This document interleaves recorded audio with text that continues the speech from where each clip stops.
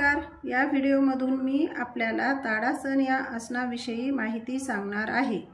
ताडासन म्हणजे काय? या आसनाला ताडासन असे नाव का आहे? ताडासन हे आसन कसे करावे? याची योग्य कृती तसेच ताडासन कसे सोडावे? कोणत्या क्रमाने सोडावे? याची योग्य कृती कोणती आहे? हे आपण पाहणार आहोत।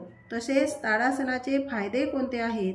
या आसनामुळे आपल्या शरीराला किंवा शरीराच्या कोणकोणत्या भागाला कोणते फायदे मिळतात? तसेच ताडासन करताना कोणती दक्षता किंवा काळजी घ्यावी हे आपण पाहणार आहोत। तरी व्हिडिओ शेवटपर्यंत पहा, ऐका व व्हिडिओ आवडल्यास लाईक करा, शेअर करा आणि चॅनलला सबस्क्राईब नक्की करा। तसेच बेल आयकॉनला क्लिक करा म्हणजे पुढील नोटिफिकेशन मिळत राहतील। ताडासन यालाच समस्थिती म्हणतात।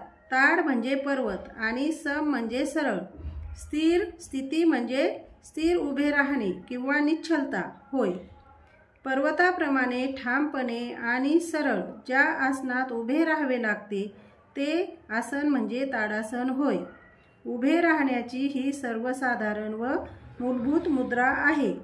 ताडासनाची कृती: दंड स्थितीत या म्हणजे उभे राहा। उभे राहणे यालाच दंड स्थिती असे म्हणतात। दोन्ही पावलामध्ये साधारण 20-25 सेंटीमीटर म्हणजेच 1 ते 1.5 फूट अंतर घ्या। हात शरीरास लावून ठेवा। दोन्ही हात खांद्याच्या रेषेत समोर घ्या। बोटे एकमेकात गुंफून श्वास सोडा।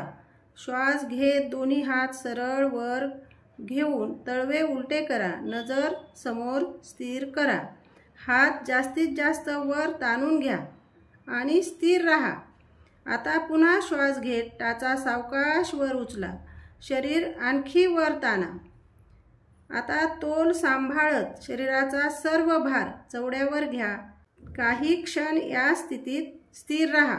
श्वास सोडत टाचा सावकाश खाली टेका। असे 5 ते 7 वेळा करा। सावकाश हात सुलटे करून हात समोर घ्या व नंतर बोटे सोडून हात खाली आणा। ही क्रिया करीत असताना लक्ष पूर्ण शरीरावर केंद्रित करावे।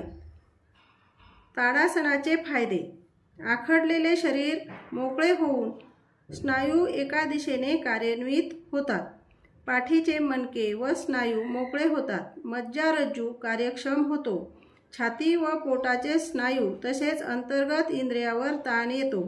गर्भावस्थेत पहिल्या महिन्यात पोटाचे व मेरुदंडाच्या स्नायूंसाठी अत्यंत उपयुक्त असे हे आसन आहे।